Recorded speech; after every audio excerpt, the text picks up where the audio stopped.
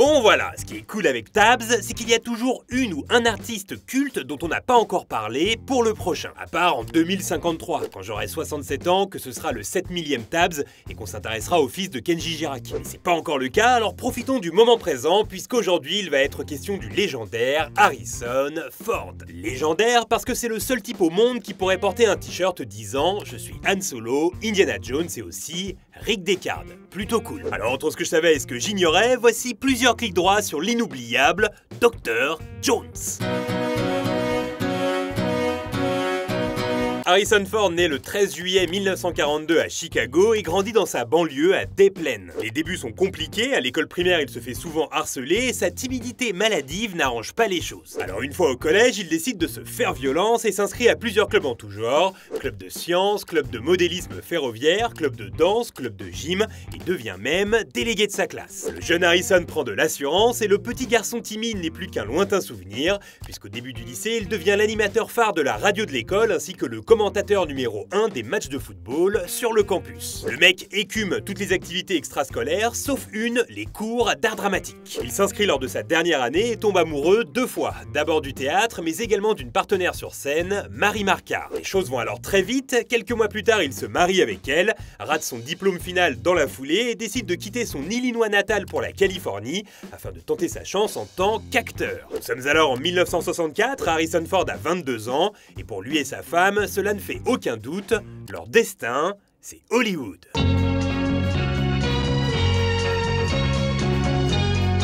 Une fois sur le sol californien, il est très vite réquisitionné pour le Vietnam, mais se fait passer pour fou afin d'éviter la guerre. Débarrassé de cette crainte, Harrison Ford propose ses services à plusieurs stations de radio qui refusent toutes de lui confier une émission, ne le trouvant pas assez bon pour l'exercice. Il envoie donc des lettres à plusieurs grands studios hollywoodiens et la chance l'accompagne puisque la Columbia Pictures vient tout juste d'ouvrir une section nommée New Talent Programme. Cette section regroupe plusieurs jeunes acteurs et actrices qui sont payés 150 $ la semaine pour être envoyés sur plusieurs films en tant que figurants ou plus. Et c'est comme ça qu'il décroche son premier rôle, celui d'un groom qu'on voit 30 secondes à l'écran dans le film Dead It on a Merry-Go-Round. En 4 ans et malgré tous ses efforts, on ne le voit qu'à des instants furtifs dans 3-4 films et finit même par se faire virer par la Columbia qui trouve qu'il manque de charisme. Harrison Ford est alors dégoûté du métier et en perte totale de confiance. Les fins de mois sont difficiles, il a désormais 2 gosses et en 70, il décide d'abandonner ses rêves d'acteur pour subvenir aux besoins de sa famille. Il se retrouve alors machiniste pour les Doors mais n'est pas vraiment en phase avec l'ambiance hippie du groupe et décide donc de se tourner vers autre chose. En 1971, après des travaux chez lui, il se rend compte qu'il apprécie travailler le bois et emprunte à la bibliothèque du coin tous les livres lui permettant d'apprendre seul la charpenterie. Durant 3 ans, il enchaîne les chantiers, refait la terrasse de l'actrice Sally Kellerman et construit le studio d'enregistrement du chanteur brésilien Sergio Mendes. Et la rencontre qui va tout relancer a lieu en 1973. Cette année-là, Fred Rose, le directeur de casting d'Universal, l'embauche pour des travaux. Harrison Ford a laissé de côté depuis bien longtemps ses rêves d'acteur, mais ce qu'il ignore, c'est que ces travaux-là vont lui permettre de devenir beaucoup plus tard une immense star. Durant les travaux, Fred Rose est complètement séduit par le charisme d'Harrison Ford. Ce même charisme que ne voyait pas la Columbia Pictures 4 ans plus tôt. Il passe alors un coup de fil à George Lucas et le convainc d'auditionner son charpentier. Lucas pense qu'il se fout de sa gueule mais finit par accepter. Harrison Ford débarque à l'audition et décroche très rapidement un petit rôle dans le 2e film du réalisateur, American Graffiti. Il touche seulement 600 $ pour sa prestation, reprend espoir mais garde les pieds sur terre. Hors de question d'arrêter les chantiers. Il se retrouve donc la même année à faire des travaux chez George Lucas et Francis Ford Coppola. Et manifestement, son charme agit sur tout le monde puisque Coppola lui propose un rôle dans son film Conversation secrète aux côtés de Gene Hackman. Cette fois, Harrison Ford se dit que ça y est, c'est bon, sa carrière est lancée et pourtant, juste après avoir joué dans ce film, c'est le désert durant 3 ans. Pas un seul rôle et deuxième grosse désillusion pour lui, alors il reprend la charpenterie et continue les chantiers pour plusieurs clients, dont George Lucas, qui lui fait une proposition assez singulière en 1976. Alors que Harrison Ford refait son grenier, il lui demande s'il accepterait de donner la réplique au type qui passe une audition pour son prochain film, un projet nommé Star Wars. Harrison Ford accepte et se voit donner la réplique à Kurt Russell, Nick Nolte, Sylvester Stallone et même Bill Murray, qui auditionnent tous pour le rôle de Han Solo. Aucun ne séduit le réalisateur qui lui veut Al Pacino, mais ce dernier refuse pour la simple et bonne raison qu'il n'a rien compris au script. Alors un soir, Lucas a une illumination, et si Han Solo n'était pas devant ses yeux, depuis le début. Il propose à Harrison Ford d'auditionner avec Mark Hamill et la magie opère instantanément. Il accepte de jouer dans le film contre une somme ridicule quand on pense à son budget, 1000 $ la semaine, ce qui fait 10 000 $ au total, mais à ce moment-là de sa vie, pour lui et sa femme, c'est énorme. Les acteurs de Star Wars n'attendent rien de ce film, tout le monde pense que ça va être un échec, et pourtant, à sa sortie en 1977, cela devient un gros carton ainsi qu'un phénomène mondial. Harrison Ford a alors 35 ans et le succès cogne enfin à la porte. Par la suite, il obtient un petit rôle dans Apocalypse Now, mais il faudra attendre l'année 1980 pour que le phénomène Ford explose à la face du monde. En 2 ans, il joue dans 3 films, L'Empire contre-attaque, Les Aventuriers de l'Arche perdue et Blade Runner. En l'espace de 2 ans, donc, Harrison Ford incarne 3 personnages mythiques à l'écran, empoche des millions et se classe parmi les stars les plus convoitées d'Hollywood. La charpenterie n'est désormais plus un métier, mais un hobby. Ok, je viens de dresser une petite liste de films dans lesquels a joué Harrison Ford, et dans cette liste, on peut se permettre d'ajouter E.T. Alors là, vous allez me dire, mais il a pas joué dans E.T. Harrison Ford. Et je suis vraiment un bâtard de vous avoir imité comme ça, je regrette instantanément. C'est vraiment bâtard de ma part, du coup je vais le refaire en vous imitant d'une manière plus cool. Alors là, vous allez me dire, hey, mais il a pas joué dans E.T. Harrison Ford. Eh bien, figurez-vous que si. Et pour vous raconter cette histoire, je vais faire un bond en 1976. Cette année-là, Harrison Ford devient donc Han Solo pour la première fois, et sur le tournage, il s'entend très bien avec sa partenaire à l'écran, Carrie Fisher. Très vite, une liaison secrète et éphémère se met en place, et les choses recommenceront d'ailleurs 3 ans plus tard, lors du tournage de l'Empire contre-attaque. Un soir, et alors qu'ils ont une scène importante à tourner le lendemain matin, Carrie Fisher et Harrison Ford s'éclipsent à une soirée organisée par les Rolling Stones. Ils passent une nuit blanche et arrivent directement et complètement sous sur le plateau. Alors quand vous verrez cette scène à nouveau, celle de l'arrivée à Cloud City, vous saurez désormais l'histoire qu'il y a derrière. Bref, là où je veux en venir, c'est que cette liaison arrive aux oreilles de sa première femme, Mary Marquardt. Du coup, le couple vole en éclats. Et très vite, Harrison Ford tombe amoureux de sa deuxième femme sur le tournage d'Apocalypse Now, à savoir Melissa Mathison. Elle est alors chargée de production sur le film avant que sa carrière n'explose en 1982, année où elle écrit seule le scénario d'E.T. Voilà, là vous comprenez où je veux en venir. En 1982, Harrison Ford est donc en couple avec la scénariste d'E.T. et connaît très bien Steven Spielberg, puisqu'il est son Indiana Jones depuis 1 an. Tous les voyants sont donc au vert pour qu'il joue dans le film, chose qu'il fait en interprétant le rôle du directeur de l'école qui remonte les bretelles à Elliot après la fameuse scène des grenouilles. Mais pour des raisons de rythme, Spielberg supprima au montage la scène avec Harrison Ford, scène que vous pouvez trouver dans la description sous cette vidéo. Premier des 2 cadeaux qu'il y a dans Stabs. Alors, Harrison Ford aurait pu jouer dans E.T., mais aussi dans plusieurs autres films cultes. Tout au long de sa carrière, il a refusé des rôles mythiques dans des productions telles que Alien, Il faut sauver le soldat Ryan, Le flic de Beverly Hills, Die Hard, Ghost, Misery, La liste de Schindler, ou encore JFK. Mais à contrario, il a aussi accepté des rôles assez bizarres. Bon, le premier en 2004 est plutôt marrant. Il a accepté de jouer dans un film réalisé par son fils Malcolm et ses potes du collège, dans un rôle pas mal à contre-emploi. Mais bon, cette rareté, ce n'est rien par rapport au petit plaisir que j'ai découvert en bossant sur cette vidéo. Perso, quand je pense à Harrison Ford, le premier personnage qui me vient à l'esprit, c'est Indiana Jones. Je pensais avoir tout vu d'Indiana Jones. Le 1, le 2, le 3, le 4... Et pourtant, je suis passé à côté de quelque chose. En 1992 est lancé à la télévision les aventures du jeune Indiana Jones.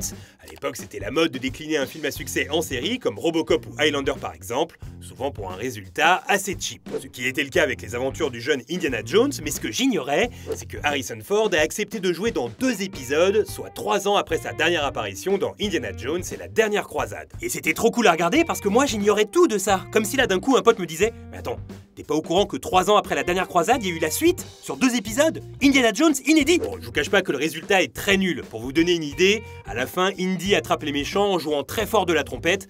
Du coup, ça fait tomber la neige qu'il y a sur le toit et ça lui permet de les attraper. Mais bon, c'est là le deuxième cadeau de ce Tabs parce que le lien se trouve également dans la description. Harrison Ford dans E.T. et Harrison Ford dans un Indiana Jones méconnu. Cette vidéo est déjà une satisfaction. Un des signes distinctifs de Harrison Ford, c'est sa petite cicatrice au niveau du menton. On la connaît, ça fait partie de lui, mais au-delà de ça, peu de gens savent d'où vient cette blessure. En 1971, alors qu'il se rend sur un chantier, il tente de boucler sa ceinture pendant qu'il conduit, ne fait pas attention à la route et frôle la mort en percutant une cabine téléphonique. Il s'en sort avec quelques blessures, dont celle au menton qui lui laissera sa fameuse cicatrice. Et cette cicatrice, les réalisateurs et scénaristes s'en sont servis dans leur film. Dans Indiana Jones et la dernière croisade, le jeune Indy interprété par River Phoenix se blesse tout seul seul au menton en maniant un fouet, et dans l'excellent Working Girl de Mike Nichols, le personnage d'Harrison Ford indique avoir eu cette cicatrice après s'être battu dans un duel au couteau, avant d'avouer qu'elle vient d'un évanouissement suite à une oreille percée. Et parler de fouet et d'oreille percée, c'est la transition parfaite pour l'histoire qui va suivre. En 1985, le chanteur Jimmy Buffett propose à Harrison Ford, son ami de longue date, d'apparaître dans son nouvel album. Au passage, Jimmy Buffett, c'est le fameux client qu'on voit dans Jurassic World qui sauve ses deux margaritas alors qu'il y a des dinosaures qui le poursuivent, en référence à sa chanson la plus connue intitulée Margaritaville. Il lui propose donc d'apparaître sur son album, alors Ford lui dit « Écoute, je suis flatté, mais tu sais, je sais pas trop chanter. » Mais Jimmy Buffett l'arrête tout de suite et lui répond « Ah mais non, mais en fait, j'ai juste besoin que tu viennes avec un fouet et que tu fasses du bruit avec, c'est tout. » Du coup, dans la chanson Desperation Samba, les bruits de fouet que vous entendez, ce sont ceux d'Harrison Ford qui s'est ramené au studio juste pour ça. Amigo. Du coup, quel tube! Quelques années plus tard, Harrison Ford déjeune avec Jimmy Buffett et se dit en le regardant « Putain, mais il est vraiment cool lui avec sa boucle d'oreille. Ah, si seulement j'étais aussi cool que lui. » Bon, je rajoute un peu. Bref, à la fin du déj, Harrison Ford entre dans le premier centre commercial qu'il trouve, se dirige dans une bijouterie et demande à se faire percer l'oreille. Une assistante nommée Tavora s'en charge, là pour le coup il ne s'évanouit pas, et avant de partir, lui laisse une petite note avec écrit « Tavora, vous venez de faire un trou en moi. Harrison Ford. » Voilà, quand t'es Tavora et que juste après tu racontes cette anecdote à tes potes, franchement, quelles sont les chances pour qu'ils te croient? Par-dessus tout, Harrison Ford a une passion depuis toujours, l'aviation. En 1960, alors âgé de 18 ans, il prend ses premiers cours sur un biplan tripacer, mais ses maigres économies l'empêchent de réunir chaque mois les 11 $ de l'heure nécessaires pour apprendre à piloter. En 1990, il est plus à l'aise financièrement, ce qui lui permet de tout recommencer. Il prend plusieurs cours par semaine, obtient sa licence de pilote et s'achète un Gulfstream 4. Par la suite, il apprend à piloter un hélicoptère, appareil qui était à deux doigts de lui prendre la vie en 1999, suite à un crash au-dessus du lac Piru, en Californie. Et Harrison Ford s'en sort miraculeusement indemne et poursuit quelques semaines plus tard les heures de vol afin de ne pas cogiter, ce qui fait de lui aujourd'hui un pilote aguerri mais aussi un véritable héros. Dans son ranch, situé dans le Wyoming, il est branché à la radio de la police du comté de Dayton, et lorsqu'une personne est portée disparue, il grimpe aussitôt dans son hélicoptère dans l'idée de la sauver. En 2001, il récupère un boy scout de 13 ans qui s'était perdu dans l'immensité de Yellowstone. Et en 2013, il localisa depuis les airs une randonneuse perdue en forêt depuis 3 jours, complètement déshydratée et désorientée. Harrison Ford récupéra au sol cette jeune femme nommée Sarah George, qui sur l'instant ne l'a pas reconnue, et qui utilisa son chapeau pour vomir dedans. En même temps, comme pour Tavora juste avant, quelles sont les chances pour que Harrison Ford vienne te sauver en pleine forêt avec son hélicoptère? Bref, sa passion pour les avions a encore failli lui coûter la vie, cette fois en 2015, lorsqu'il dut faire atterrir en catastrophe son biplace sur un terrain de golf suite à une panne de moteur en altitude. Il me semble que c'est la Columbia Pictures qui a dit au début de ce tabs qu'Harrison Ford n'avait pas de charisme. Si je dis pas de bêtises, il me semble que c'est eux. Whoa, Georgia. Harrison Ford se sert donc de son hélicoptère pour sauver des gens, mais pas seulement. Il lui arrive parfois de faire des rondes au-dessus du fleuve Hudson dans l'idée de choper des gens qui pollueraient l'endroit. Car ceux qui le suivent le savent, Harrison Ford a fait de l'écologie sa priorité. En témoigne cette puissante vidéo sortie il y a quelques mois dans laquelle il encourage les gens à lutter contre le réchauffement climatique. Il a été durant de longues années un des meilleurs boy scouts de sa génération et a même fini par former les nouveaux venus lorsqu'il était ado, principalement sur les différents reptiles qui peuplent les forêts. Car oui, contrairement à Indy, Harrison Ford, lui, aime les serpents. D'ailleurs, au passage, si River Phoenix est un boy scout dans le 3e Indiana Jones, c'est parce que Steven Spielberg a souhaité créer un lien entre la jeunesse du célèbre aventurier et celle d'Harrison Ford. Ce dernier fait donc beaucoup pour l'écologie et pour lui rendre hommage, plusieurs scientifiques ont nommé des espèces en y incorporant son nom. Il existe par exemple une fourmi nommée Pédole Harrison Fordi ou encore une araignée répondant au nom de Calponia Harrison Fordi. Plus récemment, une nouvelle espèce de papillon a été découverte et Harrison Ford a eu l'honneur de choisir lui-même son nom. Il a décidé de l'appeler Georgia, comme le prénom de son unique fille. Voilà, je termine sur cette histoire mignonne pour contrebalancer avec la photo d'araignée que j'ai balancée juste avant. Et c'est donc sur cette dernière histoire que se clôt l'épisode d'aujourd'hui.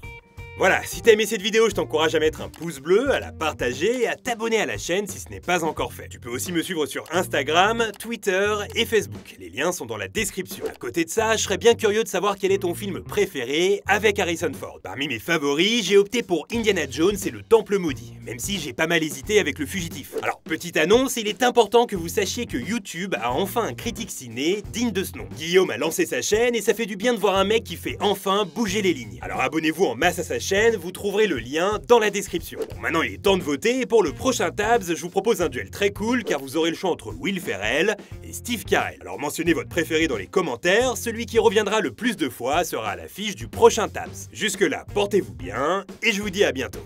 Bye. What up, biatch?